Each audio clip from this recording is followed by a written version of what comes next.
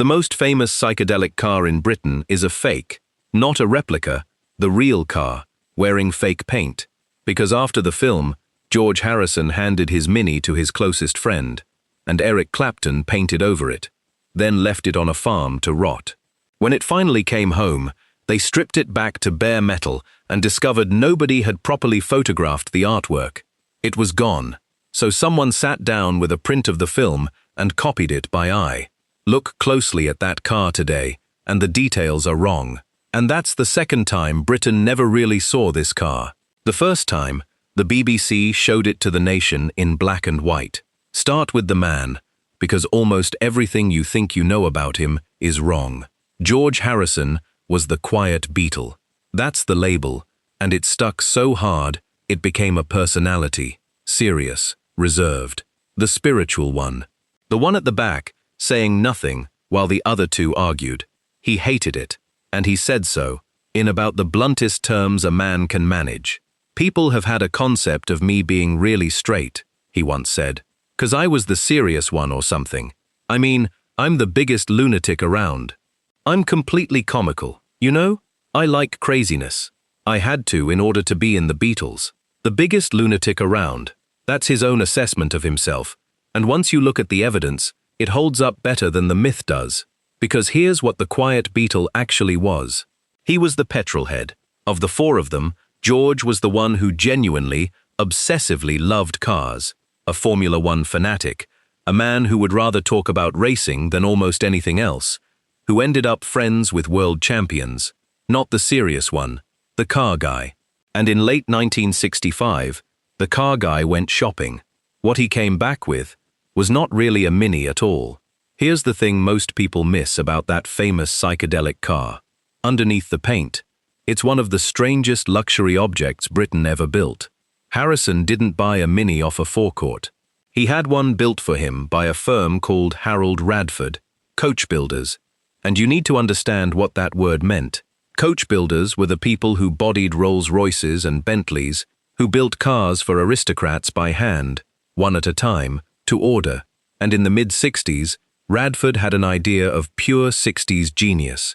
They took the Mini, the cheapest, most democratic, most working-class car in Britain, the car built so that ordinary families could afford to drive, and they rebuilt it as a luxury item. Look at what Harrison's actually had. A full black leather interior, electric windows, tinted glass, a full-length Webasto fabric sunroof running the whole length of the roof, rally-style fog lamps mounted on the front, and, this is my favorite detail, Volkswagen taillights, turned on their sides and fitted horizontally because they looked better that way. Electric windows, in a Mini. In 1965, the car was finished in metallic black, and it cost a fortune.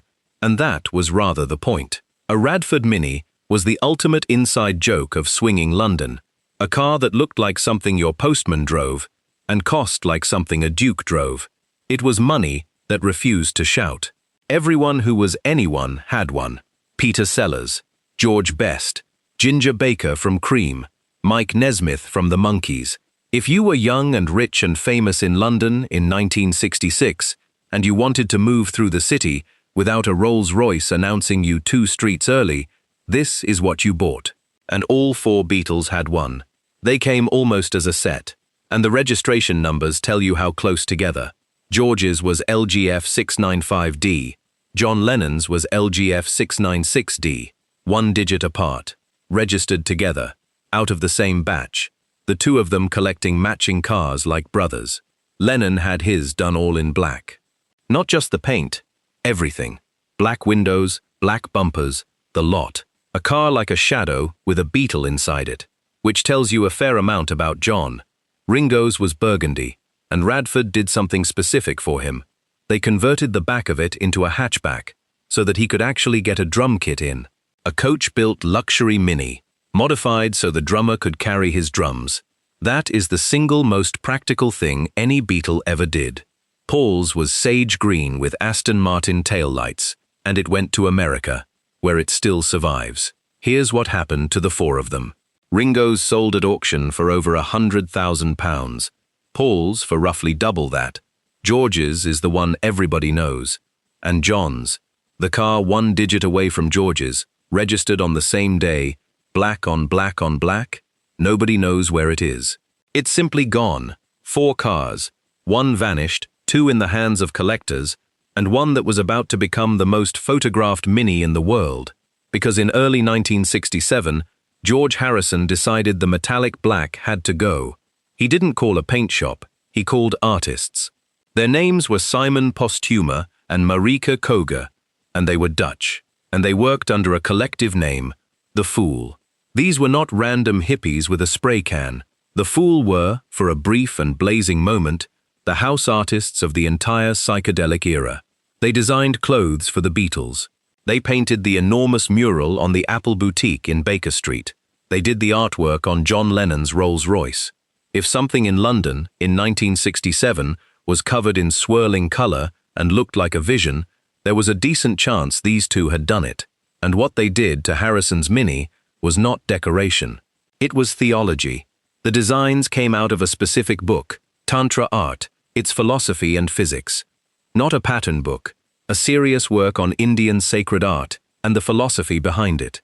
Harrison was already deep into Indian music and Indian spirituality by 1967, and the car became a place to put it. So the black went, and in its place came bright color and a set of symbols that meant something precise. Yantras, the geometric diagrams that in Hindu practice act as a bridge between the self, the cosmos, and the gods. Chakras, the body's energy centers. Lotus blossoms, symbols of purity. Sanskrit mantras. And on the roof, watching over the whole thing, Shiva. Sit with that for a second. This is a British working-class economy car, rebuilt by Rolls-Royce's coach builders as a rich man's toy, and then painted with Hindu sacred geometry by Dutch artists, by a Liverpudlian who was about to change what Western music sounded like. There is no other object like it. And it wasn't the only thing he painted, because Harrison, being Harrison, did not stop at the car. At the same time the Mini was being transformed, he had the wall of his house painted in the same style, and the sources record, with beautiful English understatement, that this did not go down very well with his neighbors. I love this detail more than almost anything else in the story, because of what it tells you. This was not a publicity stunt. Nobody paints their own house wall to promote a film. He painted the car because he liked it, because he'd found something in Indian art that genuinely moved him, and he liked it so much he wanted to live inside it. The car wasn't a costume, it was a belief, and it happened to have wheels. Now picture the street. This is Esher, in Surrey. Comfortable, quiet, deeply respectable stockbroker country. Well-kept gardens, sensible cars, and in the middle of it, a young man with a Hindu deity on his roof, a house daubed in sacred geometry, and neighbors peering out from behind their curtains wondering what exactly had moved in. He didn't care. That's the whole point of him. And a few months later, that car was going to be shown to the entire nation. Except it wasn't going to go the way anyone expected. In late 1967, the Beatles made Magical Mystery Tour, and the Mini was in it, driven around an airfield in Kent, in a big hangar, in the rain. Harrison enjoyed himself. "We were driving around this airfield in the Mini Cooper," he remembered. "That was quite interesting. I quite enjoyed that." The BBC scheduled the film for Boxing Day, 1967, peak Christmas television. The whole country at home, stuffed with turkey, gathered around the set to watch the biggest band in the world. And the BBC broadcast it in black and white. That is not a joke. That is what happened. Color television had barely arrived in Britain. BBC Two had started color transmissions that year, but this went out on BBC One, and BBC One was still monochrome. So the nation's first look at the most gloriously colorful car ever painted in this country, the yantras, the chakras, the lotus flowers, Shiva on the roof, all of it, was in shades of gray. Every color that meant something, every symbol chosen from a book about the relationship between the self and the cosmos. Reduced to a smudge on a gray screen, watched by millions of people eating Christmas cake. The color version didn't air until January 1968, weeks later, by which time the film had already been savaged by the critics, and half the country had made up its mind. That's the first time Britain didn't really see this car. The second time was worse. and it involved the best guitarist in the country. Shortly after the film, George Harrison handed the Mini to Eric Clapton. I say handed deliberately because the accounts genuinely differ. Some say he gave it to him outright, as a gift between friends. Some say he lent it. Harrison and Clapton were extraordinarily close, closer, in some ways, than Harrison was with the other Beatles, and objects moved between them the way objects move between people who don't count. However it happened, Eric Clapton ended up with the most famous psychedelic car in Britain, and he painted over it. He had it redone in something the sources describe as more somber, a less eye-popping scheme. The yantras went, the chakras went, Shiva came off the roof. The fool's work, on the most visible canvas they ever had, was covered up in a single trip to a paint shop, and then it went to a farm, and it sat there, and it rotted. Now, I want to be fair to Clapton here, because it would be very easy to make him the villain of this story, and I don't think that's honest. Look at what this car actually was in 1969 or 1970. It was a 4-year-old Mini with silly paint on it, from a film that had been a critical disaster, made by a band that was falling apart and that everyone had rather gone off. The 60s were over.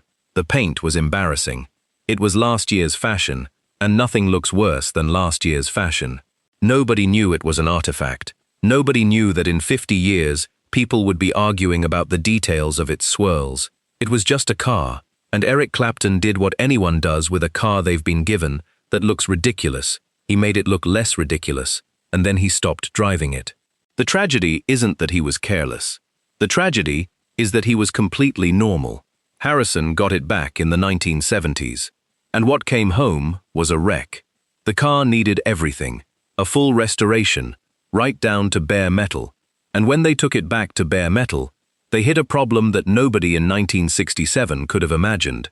There were no proper photographs of the artwork. Think about that. The most photographed car in Britain, and nobody had thought to document the paintwork properly, not straight on, not panel by panel, not the way you'd record something you intended to reproduce. Why would you?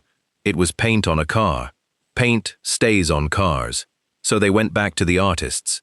And the story, as told to the specialist registry that tracks these cars, is that the man who'd painted it wanted silly money to do it again, which left one option. Someone sat down with a print of Magical Mystery Tour and copied the artwork by eye, off a film, frame by frame, guessing at what was hidden behind the panels the camera never showed, reconstructing sacred geometry from a movie that had originally been broadcast in black and white. And they did a good job.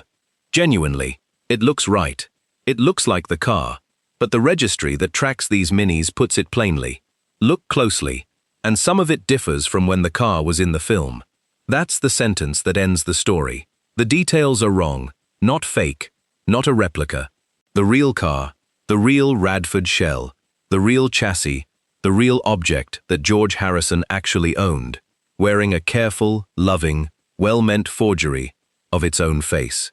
Today, it's still with the Harrison family. It came out to Goodwood in 1998, and George Harrison still owned it, and by every account, it was his favorite. It turned up at the Chelsea Flower Show in 2008 as part of a garden dedicated to him. In 2009, Mini built a modern tribute to it and handed it to his widow Olivia at Silverstone, and auctioned it for the charity he founded in 1973. George was a huge Mini fan, Olivia said. He would have enjoyed this new version. She's right. And the people who wrote about it at the time added a line I keep coming back to.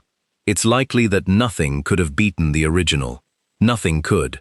And that's the point. Because the original is the one thing this story doesn't have anymore. Britain never saw this car properly. First in black and white, on Boxing Day. Then painted over, left on a farm. Then rebuilt from a film print, by someone guessing. What's left is real metal, wearing a memory. The last honest look came through a lens, in monochrome, at Christmas,